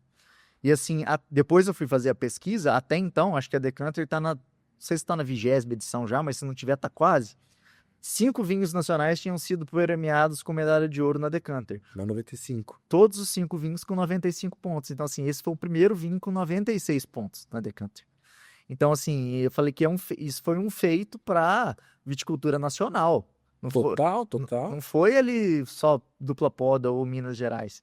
E aí, quando você para pensar, 96 pontos, a maior pontuação até então de um vinho na história da Decanter e de uma região que, você pensar 15 anos atrás, a região não tinha tradição nenhuma. Nunca tinha visto uma videira. Nunca tinha visto uma videira para vinho fino lá na vida. É uma coisa que, assim, até hoje, se parar para pensar, foi um feito gigantesco. Eu falei assim, eu não sei se a gente vai repetir essa medalha, porque, igual eu falei, o concurso é muito, né? Depende do jurado que tá Depende ali. demais, Depende de muito, tudo, né? é muito variável. Mas, assim, eu falei que, assim, nós como agricultores ali hoje, eu falei, eu não vou ganhar um Oscar, eu não vou ganhar uma Copa do Mundo, eu não vou ganhar uma medalha olímpica. Mas, assim, o resultado que eu poderia alcançar, almejar, em termos de premiação, de pontuação, eu conquistei com esse vinho. Tira um peso, né? O que vier agora... Não é assim, eu acho que foi assim, não é, para mim não é uma questão de peso, é mais uma questão de realização mesmo. Falei, eu consegui, o que a gente conseguiu fazer aqui, numa região que não era produtora, e que a gente conseguiu fazer aqui com tão pouco tempo, com uma videira assim, com 15, 16 anos, que não é uma videira tão velha, e ter esse resultado, é o resultado que, assim, acho que é o resultado do trabalho de uma vida e da aposta do meu pai. E não só do meu pai, do meu avô, que vem da agricultura, que semeou essa semente, começou lá atrás, que depois passou para o meu pai. Mas, assim, falando em termos de uva, é uma realização de um sonho, né? Do meu pai, de uma aposta do meu pai lá atrás, que, como eu falei, poderia muito bem dar errado, poderia ter plantado lá e nada ter dado certo. Mas, assim, foi uma coisa que realmente é uma coisa para eu pensar para frente, né? Falou, opa, foi uma realização muito grande, foi uma coisa muito, muito bacana e muito grande. Mas, assim, isso também, óbvio que, assim, agora serve de incentivo para a régua, Subiu, ferrou, né? Já que a régua subiu, tanto que, assim, quando eu fui lançar o 24, o Syrah 2024, eu nunca ficava apreensivo para lançar vinho novo. Assim, não é que eu não ficava, mas assim, eu falava, porque eu sei que ele pode mudar um pouco de perfil ano a ano, dependendo de condição climática, e dependendo, né, tem N fatores que o vinho não vai ser o mesmo de safra a safra. E aí, quando eu fui lançar o 24, eu falei, nossa, se esse vinho tiver perfil um pouco diferente e tudo mais, vai ser todo mundo vai chiar. Mas a hora que eu bebi, deu a primeira golada nele, eu falei, nossa, tá assim, tá próximo, tá semelhante, manteve o perfil. Aí eu fiquei mais tranquilo com relação ao 23. Mas, assim, a questão da medalha foi realmente, né, para mim, pra gente ali, sem palavras realmente, quase que sem acreditar, e até hoje sem acreditar. Pô, vivendo em êxtase aí por 6 meses, né, cara? Não, outra coisa curiosa que, assim, o impacto inicial foi muito bom. Depois teve toda uma questão comercial, que eu falei que, assim, é impressionante o poder de uma medalha, né? O poder, a questão... A medalha, né? A medalha em si. A medalha. A premiação, a medalha é impressionante. E, então, assim, a procura disparou pro vinho, pro rótulo, e a gente teve que se readequar, porque toda aqui uma questão de logística, até uma questão comercial, que a gente estava começando a colocar nosso e-commerce no ar. Então, assim, foi meio que a gente tava no meio do furacão ali, e a gente foi tendo que se readequar naquele turbilhão ali, mas, assim, graças a Deus deu tudo certo. E falei, o vinho fez o trabalho dele com mérito, com louvor, porque foi, acho que, como a escala da premiação com relação à escala de 2017, eu falo que, assim, hoje em dia ela foi 10, 20 vezes ampliada pelo volume de vinho que a gente tinha lá em 17. 17 tinha 5 mil garrafas de vinho. Só desse vinho aqui em 2025, agora quase 50 mil garrafas. Então, assim, a escala, a magnitude e a exposição da marca, eu falo, a exposição para o vinho nacional e para o vinho de dupla poda, com uma premiação dessa, não que seja por conta do Maria Maria, qualquer outro vinho de dupla poda que fizesse... puxa tudo, né? Puxa tudo, eleva o nome de todo mundo. Então, assim, mas foi muito trabalho aí em 3, 4 meses pra gente reestruturar e readequar, mas graças a Deus deu tudo certo. E canal de vendas, a maioria foi no e-commerce ali, o B2B arrancou um pouco? Teve de tudo quanto é jeito. O que acontece? Nós lá hoje como marca, Por ter outras produções agrícolas, por a gente hoje estar no meio da nossa fazenda de café lá e ter várias outras atividades, a gente desde o início a gente preferiu não investir muito na questão de turismo lá, porque a gente tinha outras atividades, tinha outras coisas para fazer, tinha outras coisas para acontecer antes da gente começar a pensar em turismo. Então a gente sempre, no caso dos nossos vinhos, a gente sempre teve um mercado B2B Forte. bem forte e bem mais consolidado que um B2C. O B2C a gente começou a olhar mais recentemente, para ser sincero. A nossa base foi toda em cima de pessoa jurídica. Então, assim, eu tenho um mercado hoje muito forte ainda do B2B. E, assim, acabou que o B2B Aí vai volume, né? foi volume e me ajudou muito, com certeza. Muito bom. E, pô, 16 anos depois de tudo começar, a medalha, tem algum plano de trazer alguma videira nova, aí, alguma variedade nova? Como tá isso daí? Nós temos, dentro da nossa fazenda, hoje nós temos mais 12 hectares aptos para que a gente tem lá, que dá para plantar uva, que a gente ainda não está usando. A ideia é aí, esses 2 hectares, a gente preencher eles lá na fazenda e colocar outras variedades. Eu falo assim, é difícil você falar outras variedades, porque assim, quando a gente começou com 5.000 garrafas de vinho lá na primeira produção, e depois a gente passou para 50, 60 mil garrafas com Syrah e com Sauvignon, eu falo que assim, comercialmente são vinhos que deram tão certo pra gente, e que, se hoje eu produzo 50, 60, se eu virar para 100, 120, Vai. assim, difícil dizer. Mas eu sei que a gente tem que aumentar portfólio, ter outras variedades, então assim, a gente não... Como eu não vou plantar esse ano ainda, a hora que for parar para pensar o que vai fazer, a gente tem que estudar. Mas assim, eu quero pôr outras variedades lá. Eu tive a Cabernet Sauvignon que a gente colocou lá no início, que produziu muito pouco, mas deu um vinho com qualidade muito boa. Então, assim, acho que tem potencial para variedades ali, para a gente explorar algumas outras variedades que sejam economicamente viáveis. E a gente tem um projeto agora também, mais recente, esse projeto tem 3 anos, a gente tinha Chardonnay na fazenda também, para produção de espumantes, só que ela não adaptou bem lá por conta de temperatura média. Chardonnay é uma uva que gosta de temperatura média um pouco mais fria do que ela na nossa fazenda. E ela tem, assim, tem uma adaptação melhor ali em Caldas. Caldas é mais alto, mais frio. A Chardonnay, como a ideia do Chardonnay é espumante, a gente é um ciclo, não é um ciclo inverno, né? É ciclo verão. É de verão, né? Então a gente, há 3 anos atrás, nós fizemos um consórcio ali em Caldas, com mais 6 produtores, e a gente tem plantados lá hoje 15 hectares no total, sendo que desses 15 hectares, 10 são Chardonnay e 5 Pinot. O intuito lá é fazer espumante, e lá a gente tem cotas, né? Então, assim, desses 15 hectares são 12 cotas, se eu não me engano, e cada produtor tem a sua fatia lá. E aí a gente está acabando de decidir agora se cada produtor, porque dos 6 produtores, 5 já tem marca própria, então a gente está acabando de decidir se cada um vai ficar com uma parte da uva, se a gente vai fazer um vinho em comum e depois distribuir um pouco. A gente ainda acabou que não definiu como que vai ser feito isso aí exatamente. Mas em breve, a gente vai ter espumante aí no mercado para compor nosso portfólio. Então, no curto prazo, é um espumantezinho. É, Mas é colheita de verão verão, tradicional. acredito que dentro de uns 2, 3 anos a gente vai ter espumante, por aí. E de estrutura, vocês têm pensado nessa questão mais do enoturismo, abrir? Como que tá esse plano aí, cara? Porque é aquele negócio, né? Você tá vendendo pro B2C ali, você tem um valor agregado melhor, você tem que ter Certeza. uma experiência envolvida. Sim, com certeza. Sim, a gente vê com bons olhos essa questão de turismo e tal. Mas assim, eu acho que hoje mais para médio prazo do que para curto prazo. Tem algumas outras coisas que a gente está investindo e estruturando hoje lá na fazenda. E eu falo que assim, como a gente vem de uma base agrícola muito forte, quando a gente fala de turismo, a gente está mudando de ramo, né? Eu acredito que a gente está indo para o setor de serviço, que é uma coisa que assim, que a gente não tem experiência nenhuma. O vinho por si só já foge um pouco da base agrícola ali, né? Porque ele Comercialmente ele é completamente diferente diferente, da né? base agrícola nossa. Mas a questão de serviço, eu acho que assim, quando você, né, tá tratando diretamente com pessoas ali. E acho que assim, a questão do serviço, da experiência, ela é uma coisa tão importante que assim, a gente demorou 16 anos para construir uma marca.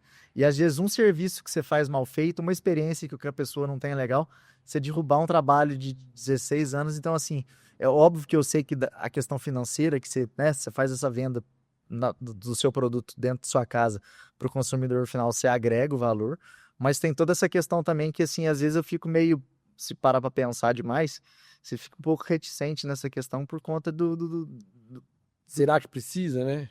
e será que precisa? E é exatamente isso que eu estava comentando, né? Não é simplesmente abrir uma coisa ali e boa, né? Tem que fazer uma coisa bem feita, uma experiência bacana. Então, assim, vamos amadurecer a ideia mais um pouco. Muito bom.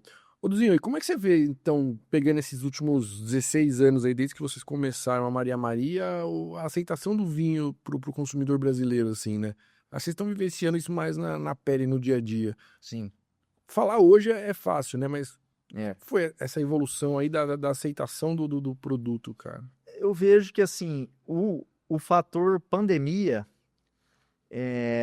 pra gente, eu acho que foi bom. Assim, é até ruim falar isso, né? Que pandemia foi bom, É uma loucura, né? de ter sido pandemia, mas, assim, a questão do consumidor ter ficado em casa e ele ter, assim, ele provar coisa nova, acho que ele começou a provar o vinho nacional, começou a ver que tinha qualidade. Fechou a fronteira ali, né? O vinho de descaminho parou de entrar. Sim, as pessoas começaram a ter menos contato, as coisas, né, foram provando produtos, assim, novos, diferentes. E, assim, eu acho que eu acredito muito é o seguinte: um produto, se ele é bom, como que eu meço um produto bom? Ele é bom, ele tem que vender, mas mais importante do que vender, ele tem que ter revenda. Então, assim, não adianta nada você chegar com um produto ali e o produto travar numa prateleira e ficar ali, ele não tiver Giro, giro. né? Quando você percebe que o produto começa a ter giro e girar e o consumidor e ter uma fidelidade do consumidor, isso para mim é um indicador muito forte. E eu acho que assim, o consumidor brasileiro ele começou a ver a questão da qualidade no vinho nacional de uma maneira como um todo. Porque se o vinho não tivesse qualidade, não teria recompra e não teria aumento. Então, assim, o consumidor começou a valorizar mais, ele começou a aceitar mais a qualidade do produto. E outra coisa, como foram surgindo novos produtores e novas vinícolas, eu acho que isso para o setor, de uma maneira geral, é muito bom também. O pessoal às vezes tem medo de, você vai ter mais concorrência, não sei o que lá e tal, tal, tal. Falei, gente, mas eu parto da premissa que assim, o mundo do vinho é tão amplo, ele tem tanta diversidade, ele tem tanta coisa que quando você tem mais produtores numa região, um dia eu vou provar Maria Maria, outro dia eu vou provar Primeira Estrada, outro dia eu vou provar Bárbara Leodora, outro dia eu vou provar o Gaspar. O consumidor ele vai aprendendo mais sobre o produto e ele vai tentando ver essas diferenças entre um lugar e outro, isso como de uma maneira geral, acho que isso é muito bom para o setor.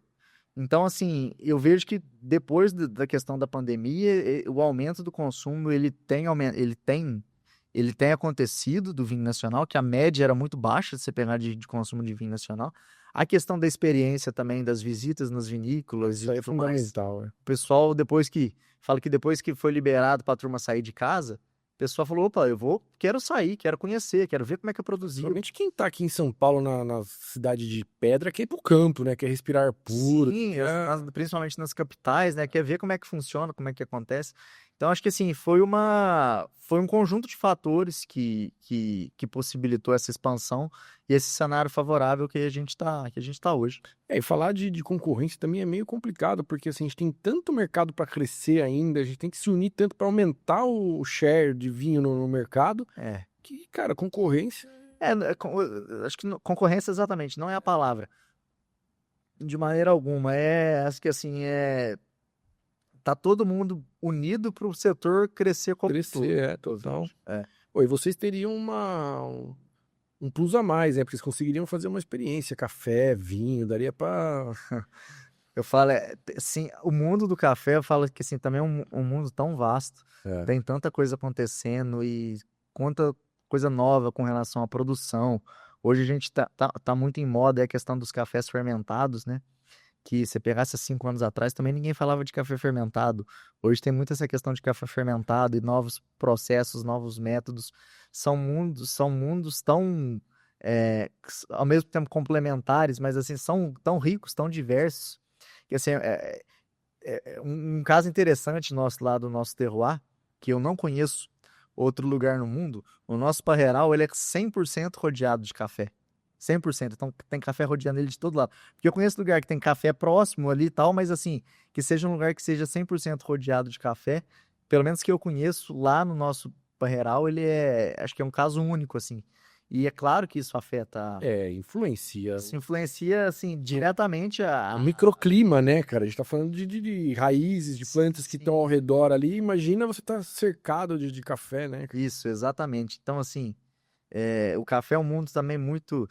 Que eu falo que é um café. No café, essa questão do enoturismo e tudo mais poderia também ser tão mais bem explorada, que eu acho que é uma coisa que o café pode aprender com o vinho também, essa questão de turismo, do turismo da experiência, É. né? De agregar valor Tem no produto final. Então, poucas assim, coisas assim de café e turismo, mas é umas coisas muito embrionárias ainda, pontuais, né? né? Pontuais, uma aqui, É, outra ali. sim, eu falo que assim, É. se pegar aqui, eu vou dar um exemplo de sul de Minas ali, mas eu acredito que assim, São Paulo é a mesma coisa.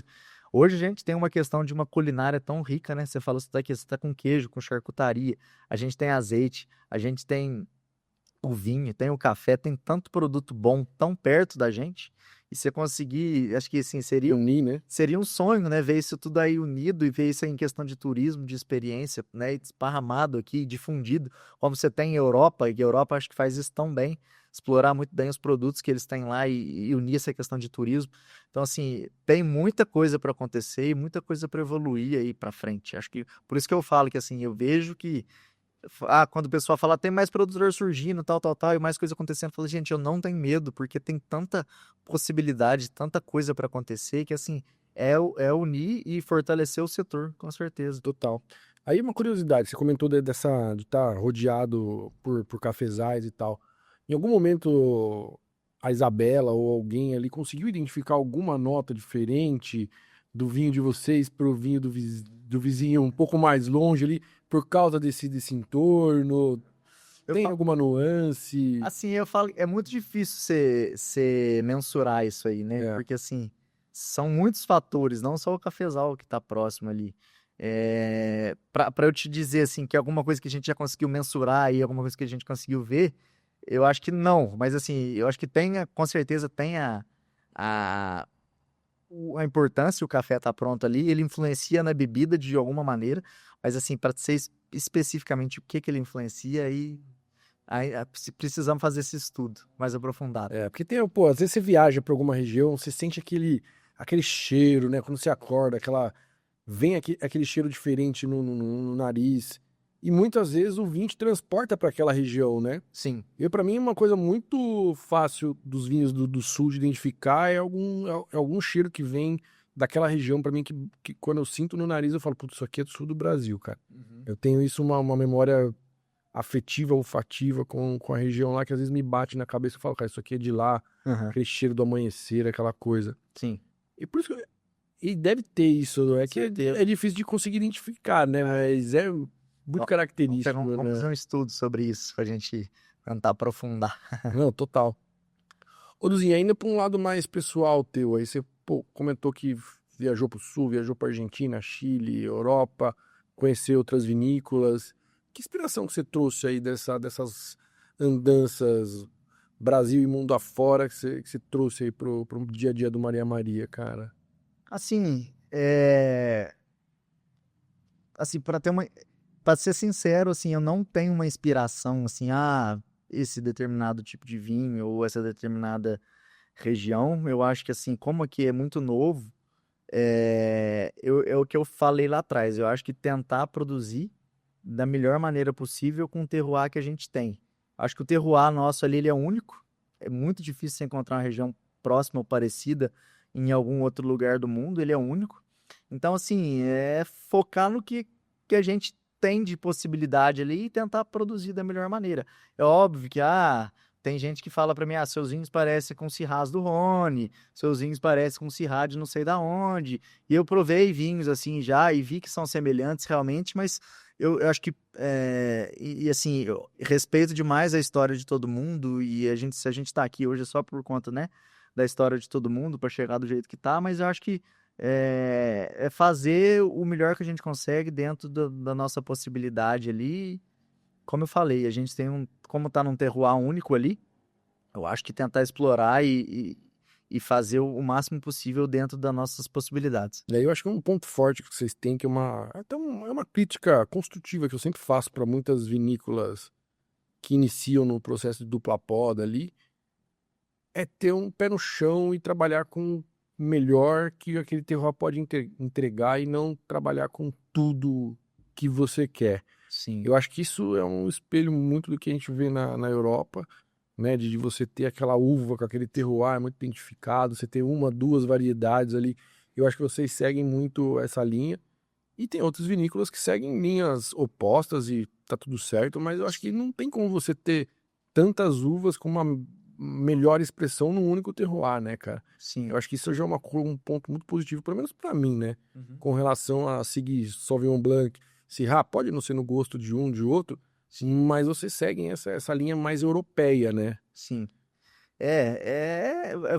Voltando lá atrás também, né? Como a gente vem da agricultura, eu não vou brigar contra a planta de maneira nenhuma. Se a É. planta, a gente tem muito exemplo de cultivar de variedade no café e variedade em outros segmentos ali, que você tem variedades que elas não produzem bem dentro de uma área, não adianta, você pode fazer o que você quiser de desenvolvimento, de tecnologia, de produção, que a planta ela não está adaptada para aquele clima. E com relação às videiras é a mesma coisa para mim, assim, como eu te falei, eu quero testar variedades novas e tal para ver produção, mas assim, a gente lá, eu penso também muito hoje que hoje a vida da gente é econômica, né? Não adianta eu fazer um vinho só por falar, o vinho é bom, bonito, se ele para mim não pagar minhas contas. O vinho tem que pagar suas contas. Da real, né? Eu não tô fazendo, eu não tô lá para brincar de. Mais romantismo que É, esse mundo, ainda os boletos que exatamente. predominam, né? Boleto não para de chegar, né? Isso, chega de volume isso aí. Então, assim, a gente tá lá, sou da agricultura, eu sei, cada cultura tem que andar com suas próprias pernas. E aí eu tenho que respeitar cada planta tem, né, sua vocação e cada planta tem o seu lugar que ela vai bem. Então, eu acho que, assim, o legal da agricultura é isso, você vê a coisa acontecendo no lugar que ela tem que acontecer. Você respeitar a planta, você respeitar o manejo, mas assim, se a planta não for adaptada, se a planta não se sentir bem para produzir, esquece. Então você tem que olhar um pouco para a planta e falar, opa, essa ela me deu possibilidade, Tá. vamos continuar com ela. Vocês tiveram alguma dificuldade ali de muda, porta-enxerto, algum recálculo, vamos recalcular tudo que não deu certo? A Cabernet Sauvignon, eu te falei que a Chardonnay não adaptou bem por conta de temperatura média, né? É. A gente tinha 2 hectares de Chardonnay, que a gente teve que depois tirar. Reenxertamos essas plantas com própria variedade nossa lá. E a Cabernet Sauvignon é o mesmo caso. A gente usou um porta-enxerto, que na época foi o Paulsen, a gente, né, foi a primeira parcela que a gente plantou, e a gente poderia não ter dado certo com a Syrah. Ainda bem que não deu certo com a Cabernet Sauvignon. E a planta crescia, era vigorosa e tal, mas na hora de produzir ela não produzia. Então, assim, a gente falou, não vamos ficar brigando com a natureza, vamos tirar tanto a Cabernet quanto a Chardonnay, vamos voltar com Syrah e com Sauvignon Blanc, porque elas respondem bem. E, enfim. Fazer que nem o Carlinhos lá. O Carlinhos plantou um Viognier, tá 300 gramas por planta, cara. Vai pagar a conta que jeito isso daí? Eu pelejei com uma Cabernet Sauvignon lá 9 anos. 9. 9. Aí é insistência. Aí, não, assim, falei, uma hora vai, uma hora vai, uma hora vai. Chega uma hora que eu falei, não, agora não vai. Não vai. Agora não dá pra. É. Não dá pra.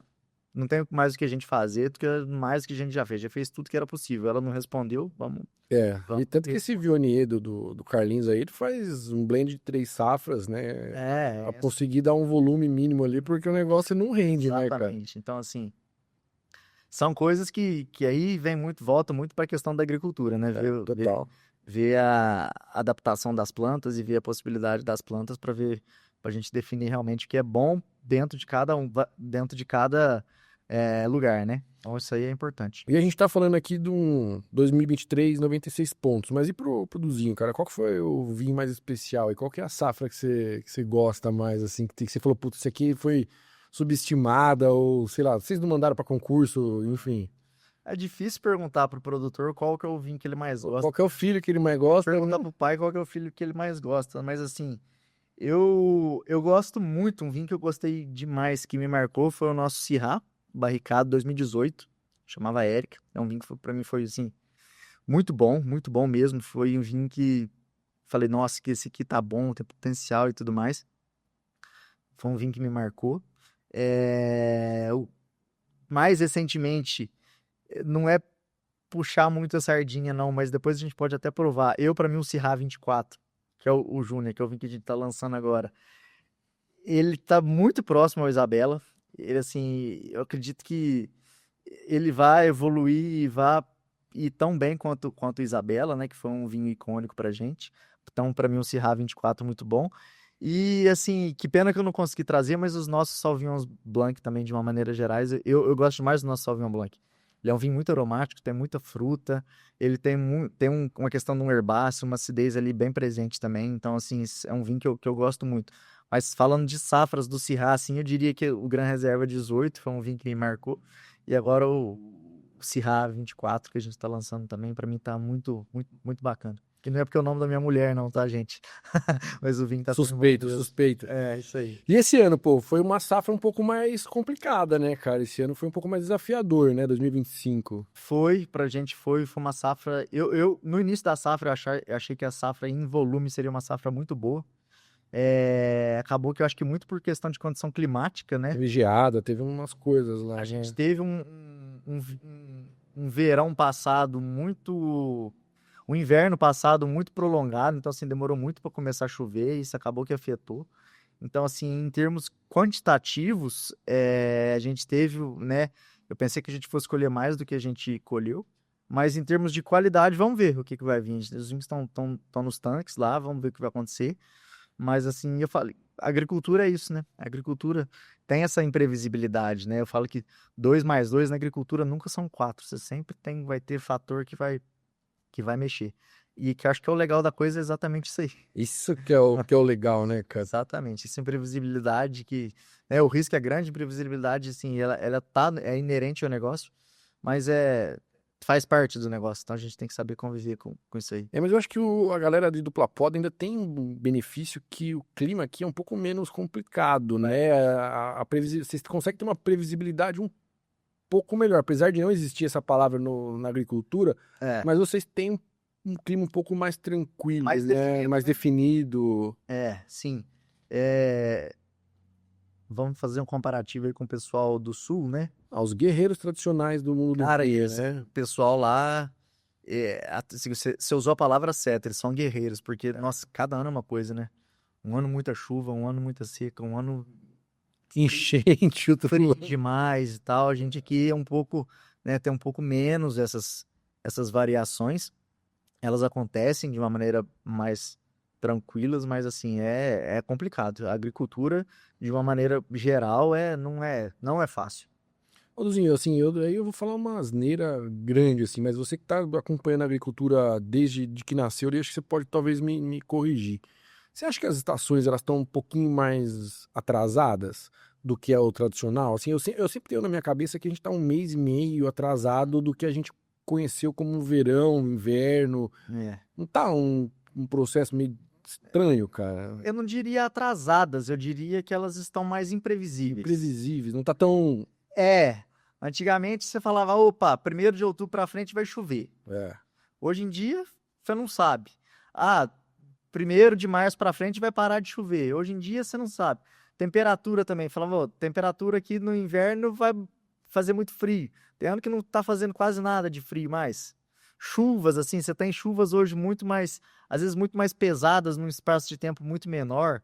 Então, assim, a gente tem essa variação climática e essa imprevisibilidade... E os extremos, né? Que tá acontecendo. Eu vou te dar assim, outro exemplo do café. O Brasil hoje é o maior produtor de café do mundo. E o Brasil tem 5 anos que a safra de café não bate com as previsões, muito em função de problema climático. Seja o que for, de problema climático. Então, assim, o café vem sendo muito afetado por essas variações de clima. Na questão das videiras, a gente ainda, né, muito novo, principiante para falar. Mas você pega para falar de café, que é uma coisa que já está mais estabelecida, quebra de safra nos últimos 5 anos. Então, assim, é questão de... Mas, assim, eu vejo que hoje, todo desafio que você tem na vida, você tem uma oportunidade de melhora. Então, assim, nós vamos mudar de lugar, nós vamos para outros lugares? Putz, a maioria dos produtores não tem possibilidade de sair de onde está para ir lugar que o clima está mais favorável. Então, você tem que trabalhar dentro das suas possibilidades, dentro da sua área, como que você vai mitigar a questão de efeito climático. E aí, hoje você tem N fatores que você pode fazer, N manejos que você consegue fazer para você melhorar isso aí. Então, né, o produtor vai ter que se readequar, vai ter que se reajustar para ele estar menos sujeito a essas variações. Vocês sentem muito isso lá na região de vocês ou... Muito. Ah, Você pega assim o sul de Minas, voltando no café de novo, que é um negócio mais tradicional lá. Você falava em irrigação do cafeiro ali no sul de Minas há 10 anos atrás, 5 anos atrás. loucura. Doideira. Irrigar para quê? Nós temos água aqui mais do que suficiente. Hoje em dia, qual que é o primeiro investimento que um produtor de café faz? Ele não compra terra do lado, não. Ele irriga a lavoura dele. Se ele tem possibilidade financeira, ele irriga a lavoura. A primeira coisa que o produtor ali está fazendo hoje, coisa que 5, 10 anos atrás era impensável.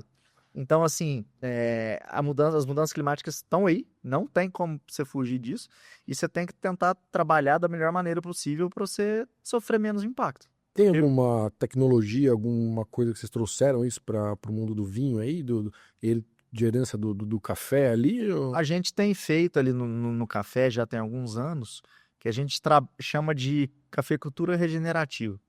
Então, o que é o pilar dessa cafeicultura regenerativa? É o solo, muito importante trabalhar a questão de solo. Então, assim, você pegar naturalmente aí, o que acontece? Você pega uma floresta, uma natureza, o sistema está todo em equilíbrio, seja parte de solo, tanto você tem muito pouco problema de doença, de praga, quando você entra numa floresta, alguma coisa do tipo, porque o solo está equilibrado. E como é que o solo está equilibrado? Os micro-organismos estão equilibrados ali dentro. Então, a gente tenta trabalhar muito bem essa questão de solo hoje. O que a gente pode fazer? A gente entra com planta de cobertura, tanto os cafezais quanto nos vinhedos, para você aumentar a biodiversidade dentro daquilo ali. Você faz aplicação de insumos biológicos no solo para você incentivar esses micro-organismos a se proliferarem. Então, assim, a gente tem trabalhado muito essa questão de solo hoje lá dentro da nossa fazenda. Adubação, fazer uma adubação mais natural possível. Usar, por exemplo, a gente tem palha de café que sai do nosso processo. Então, a gente volta toda a palha para as nossas lavouras, seja em forma de compostagem, seja aplicação da palha em si. Então, assim, trabalhar de uma maneira mais natural e, assim, quando eu falo isso, a gente usa defensivo químico, a gente usa adubo químico e eu acho que são ferramentas essenciais para produções boas. Os defensivos estão aí para a gente usar. Hoje os defensivos químicos, eles estão muito mais evoluídos do que eles eram 10, 15 anos atrás. Menos agressivo. Muito menos agressivo para a saúde humana e para as próprias plantas, mas assim... tem outros fatores, como eu te falei, essa questão de cobertura de solo, essa questão de estar aumentando a biodiversidade do solo, que acaba que você fortalece o solo, você fortalece a sua planta. Então a gente tenta empregar isso aí que a gente tirou do café, que a gente usa no cafezal até hoje, e a gente tenta estar usando isso aí dentro das nossas videiras. Isso aí também você está pensando nas gerações futuras, né? Porque não tem como você extrair do solo eternamente se você não mantém o processo ali. Assim... Eu geralmente nem falo dessa questão quando a gente vai falar dos nossos produtos, mas assim, qual que é o pensamento nosso lá? Por que não produzir de uma maneira mais sustentável possível, pensando na saúde humana, na saúde de todo mundo, financeira, por que não fazer dessa maneira, sendo que você pode fazer dessa maneira, você tem o mesmo resultado financeiro? Então, assim, é tentar trabalhar em conjunto com a natureza, né, e tentar usar a natureza a seu favor, e você pode ser economicamente bem sucedido dessa maneira sem problema nenhum.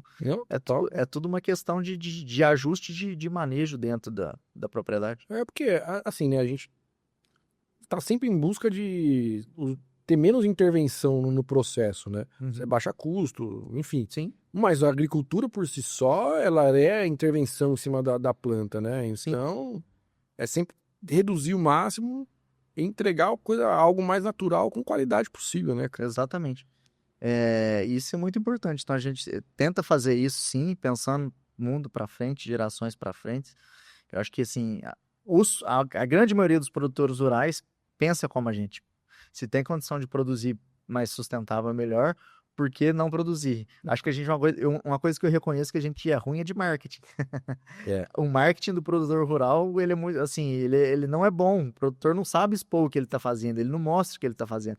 Então o pessoal às vezes vê o lado só ruim da coisa acontecendo, mas assim, tem muita coisa boa que sai do campo. Essa parte de conservação, o tanto de área dentro das fazendas hoje que tem conservação natural, a biodiversidade que a gente encontra hoje dentro das fazendas, é uma coisa que assim, que se falasse 20 anos atrás, o pessoal acha que desmatou tudo, acabou com tudo. Você entra dentro de uma fazenda hoje, tudo preservado, animal andando no meio da fazenda e convivendo, assim, de uma maneira muito tranquila dentro da fazenda, biodiversidade só aumentando e só coisa boa acontecendo. Então, assim, é realmente conseguir mostrar isso melhor, né? Falar que estamos fazendo. É isso, essa parte de agricultura regenerativa é uma coisa que no mundo do vinho ouve-se falar há uns 5, um pouco mais aí com mais força, mas é algo que algumas regiões já fazem aí há muitos anos, né, cara? Regiões específicas que já são 100% com essa agricultura mais regenerativa, a gente já tem na Espanha algumas regiões, tem muita coisa por aí, né, cara? E de novo, falando que assim, não. Quando a gente fala de agricultura regenerativa e agricultura sustentável, é tentar produzir da melhor maneira, do melhor sistema, com menos impacto possível. Mas não que a gente não use defensivos químicos e fertilizantes químicos, porque são uma ferramenta para produção boa, uma produção de volume também, de volume, né? E a produção ela tem que ser sustentável em todos os sentidos, né? É isso. Ô, Duzinho, pô, e aí, tirando Maria da frente, esquece teu filho, suas filhas, na verdade, o que você gosta de tomar, assim? Tu é cervejeiro igual teu pai era? Gosta de tomar um vinho diferente em casa? Cervejeiro, a região nossa ali, a turma gosta É muito. um brasileiro, né, cara? É, clima nosso, né? Então, assim, a turma gosta bem de uma cervejinha, de um chopp e tal. Mas falando em relação aos vinho aí, né, assim, gosto puxando a sardinha lá para os vinhos de inverno e tal. Gosto bastante dos vinhos de inverno, é um estilo que me agrada um pouco mais de vinho com... Eu particularmente gosto de vinhos um pouco mais estruturados e com um pouco mais de corpo. E aí, pra gente falar, assim, de outras regiões vitícolas do mundo, hoje eu acho que, assim, os vinhos que eu mais me agradam são os portugueses. Tá. Eu gosto, assim, bem de vinhos portugueses e acho que a questão da estrutura e a questão do balanço e do corpo deles são semelhantes aos nossos vinhos, vai. Não vou falar que são iguais, mas são semelhantes aos nossos vinhos. Pessoalmente, eu gosto bem dos vinhos portugueses. E os caras têm um custo-benefício É, incrível, né? sim. Claro, os caras têm tudo aquilo que a gente gostaria de ter aqui no Brasil, incentivo do governo, né? É. Porra, pra tudo, pra produzir, pra exportar, incentivo pra tudo quanto é lado, incentivo de divulgação, é um case de sucesso com relação a vinho. Sim. Mas eles têm um puta custo-benefício, né? Muito bom, Escala, né? Tem escala, tem volume, né? E fazem vinhos com uma qualidade boa, vinhos... Consegue fazer vinho barato com qualidade boa, né? É uma coisa que, assim, que não é fácil de fazer, é complicado. Tem um clima muito a favor deles lá também, né? Produzem em regiões e tal. Mas eu gosto bem dos vinhos portugueses. E quais são as próximas mulheres homenageadas aí nas próximas safras? Tem esse planejamento aí? Como é que tá? Nós estamos agora para lançar os rótulos, o Sauvignon Blanc e o Rosé, vinho 2025. E a gente está acabando de definir o nome dos vinhos aí em breve. Mulherada. Em breve a gente comunica aí, mas nós estamos acabando de definir o que vai ser. Muito bom.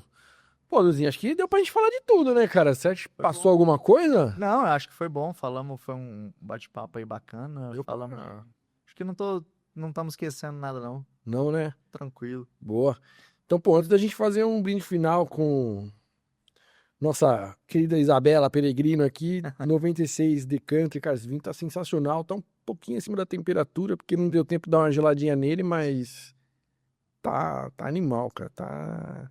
Isso aí, queria agradecer o convite aqui mais uma vez.